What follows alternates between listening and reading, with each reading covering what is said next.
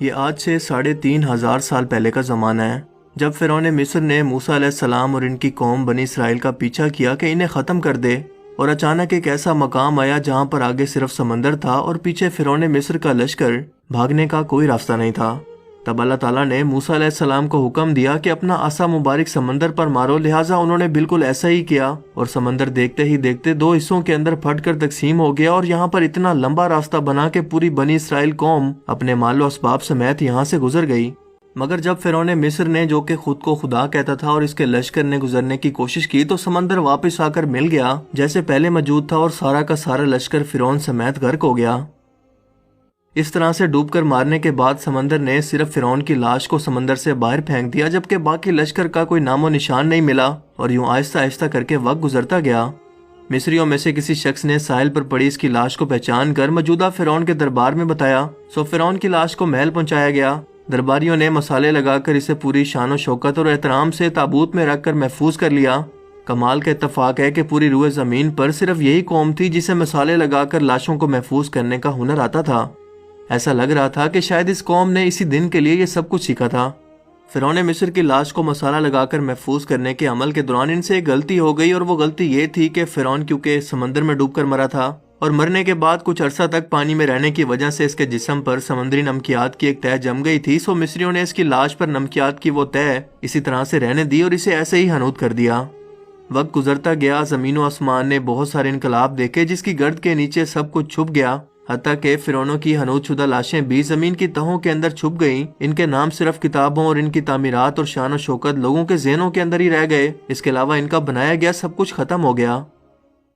اس واقعہ کے 2000 سال کے بعد اس دنیا میں اللہ کے آخری نبی حضرت محمد صلی اللہ علیہ وآلہ وسلم تشریف لائے، اور ان پر نازل ہونے والی آخری کتاب کے اندر انسانوں کی عبرت کے لیے فرعونوں کے قصے بڑی تفصیل کے ساتھ بیان کیے گئے، اور اسی سلسلے میں فرعون کے جسم کو محفوظ کرنے کے بارے میں بھی ایک آیت نازل ہوئی جس کے اندر اللہ پاک واضح طور پر فرماتے ہیں کہ ہم تیرے جسم کو آنے والے انسانوں کے لیے عبرت بنا کر محفوظ کر لیں گے۔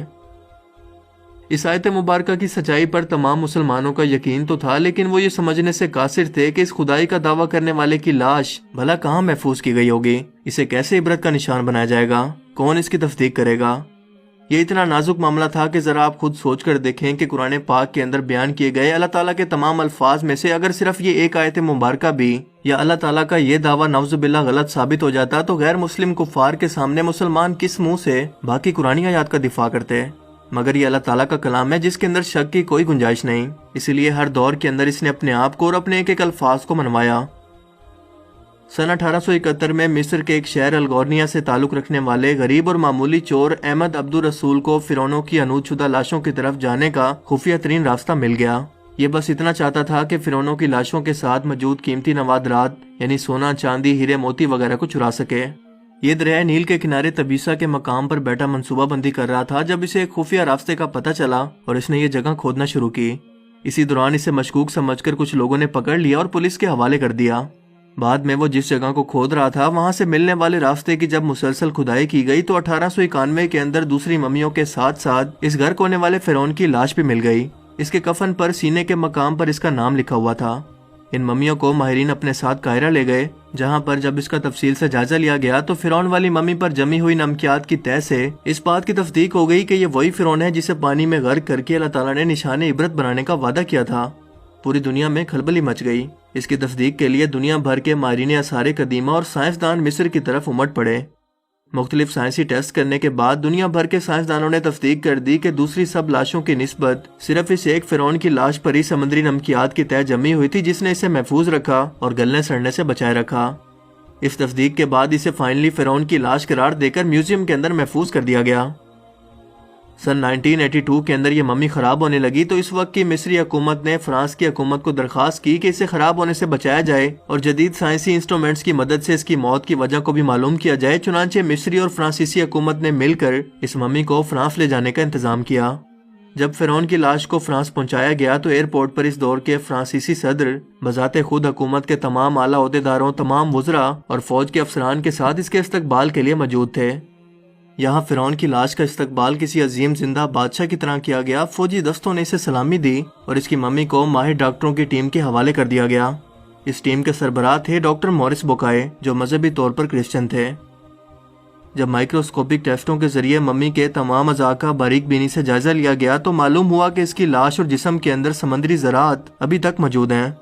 یعنی یہ کنفرم ہے کہ اس کی موت سمندر میں ڈوبنے کی وجہ سے ہی ہوئی تھی، کیونکہ سمندری پانی کے اندر ہی اس قدر نمکیات پائے جاتے ہیں۔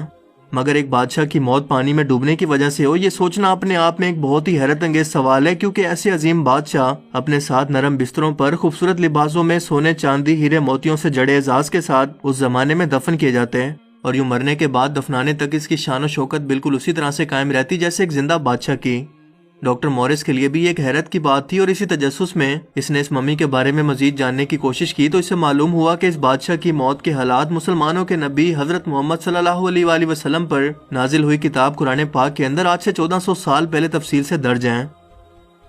اسے پتا تھا کہ جہاں سے یہ لاش ملی ہے وہ ایک اسلامی ملک ہے، چنانچہ تجسس کے ہاتھوں مجبور ہو کر وہ مصر پہنچا۔ یہ کیونکہ ایک سائنسدان تھا، اسی لیے اس نے مصر کے ایک سائنسدان سے ملاقات کی، جس نے اسے قرآن پاک کھول کر سورہ یونس کی آیت 90 تا 92 کا ترجمہ لفظ ب لفظ سنایا، جس میں فرعون کی خدائی کا دعویٰ، اس کا پانی میں ڈوب کر مرنا اور پھر پانی سے نکال کر اس کی لاش کو محفوظ کرنے کا وعدہ اللہ تعالیٰ نے واضح طور پر کیا ہوا تھا۔ ان قرآنی آیات کا اشارہ بالکل واضح تھا اور صرف ایک جانب تھا کہ تجھے میں مرنے کے بعد آنے والوں کے لیے محفوظ کر کے عبرت کا نشان بنا دوں گا۔ ڈاکٹر مورس نے جب اس قرآنی آیات کا ترجمہ پڑھا تو بے اختیار چلا اٹھا کہ بالکل قرآن سچی کتاب ہے، اس کا ایک ایک لفظ اور اللہ کے پیغمبر حضرت محمد صلی اللہ علیہ وآلہ وسلم سچے ہیں۔ اسی وقت کلمہ پڑھا اور مسلمان ہو گیا۔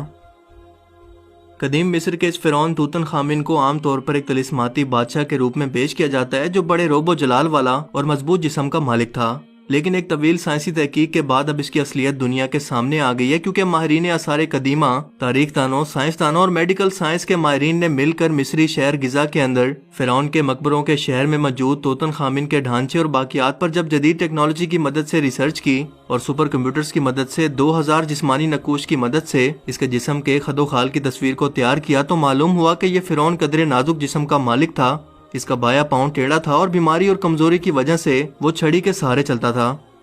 اس کے والد اخناتون اور اس کی والدہ کے ڈی این اے کے نمونوں سے یہ بھی معلوم ہوا ہے کہ اس کے والدین آپس میں بہن بھائی تھے۔ ماہرین کا کہنا ہے کہ اس فرعون کی جسمانی خامیوں کمزوریوں کی وجہ بھی یہی تھی کہ اس کے والدین کا آپس کے اندر دراصل بہن بھائی کا رشتہ تھا۔ یہ فرعون آج سے تقریباً 3500 سال قبل مصر کا حکمران تھا، اور اس وقت کی رسم کے مطابق ہر فرعون کی لاش کے ساتھ شاہی استعمال میں رہنے والی کچھ چیزیں بھی ساتھ دفن کر دی جاتی تھیں، جس میں سب سے اہم کچھ ہتھیار تھے۔ اور اس فرعون کے ساتھ جس خنجر کو دفن کیا گیا، اس پر ریسرچ کے مطابق اس کو دراصل کسی شہاب ثاقب یا ایسٹرائڈ سے حاصل ہونے والے کسی لوہے سے تیار کیا گیا تھا، جو اس سے پہلے 1925 کے اندر برطانوی ماہر آثار قدیمہ ہارورڈ کارٹر نے بھی دریافت کیا تھا، جس کی شیپ بالکل، یعنی ان دونوں لوہے کی دھات کی کیمسٹری بالکل ایک جیسی ہے۔ اس کے علاوہ سائنٹسٹ کو ایک اور بات نے چکرا کر رکھ دیا کہ اس لوہے کو زنگ بھی نہیں لگ سکتا تھا، اور اس طرح کے لوہے کی مصر کے اندر موجودگی بہت ہی حیرت کی بات تھی۔ Meteoritics and planetary science magazine میں پبلش ہونے والی ایک رپورٹ کے مطابق مصر اور اٹلی کے ریسرچرز نے اس خنجر کے لوہے کی بناوٹ کی تصدیق کرنے کے لیے بیرونی ایکس رے کی تکنیک کو استعمال کیا، اور اس کی تحقیق کی مرکزی کردار ڈینیلا کوملے کا کہنا ہے کہ اس دھات کا موازنہ اس ایسٹرائڈ سے کیا جا سکتا ہے جو کہ مصری بحر احمر والے ساحل پر 2000 کلومیٹر کے دائرے میں کبھی گرا تھا۔ اگر آپ پبلش ہونے والی اس ریسرچ کا گہرائی سے مطالعہ کریں تو آپ یہ جان پائیں گے کہ قدیم مصری 1300 قبل مسیح سے یہ جانتے تھے کہ لوہے کے یہ ٹکڑے آسمان سے گرے ہیں، جبکہ یہ بات مغرب کو 2000 سال بعد یعنی آج سے تقریباً 1300 سال پہلے کافی سائنٹیفک ریسرچ سے معلوم ہوئی۔ جبکہ مسلمانوں کو آج سے 1400 سال پہلے اللہ کے رسول صلی اللہ علیہ وآلہ وسلم نے قرآن پاک کے اندر واضح طور پر یہ بیان کر دیا تھا کہ لوہے جیسی دھات زمین پر پیدا نہیں ہوتی بلکہ آسمان سے یا خلا میں کہیں سے آتی ہے، اور یہ قرآن کے ایک اور سائنٹیفک معجزے کی طرف اشارہ کرتی ہے۔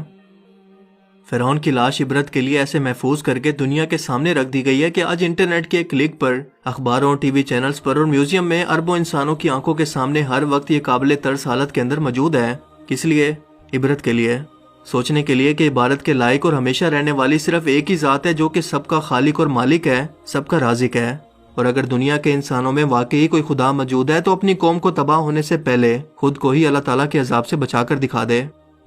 اللہ تعالیٰ ہمیں سمجھنے کی اور عمل کرنے کی توفیق عطا فرمائے، آمین۔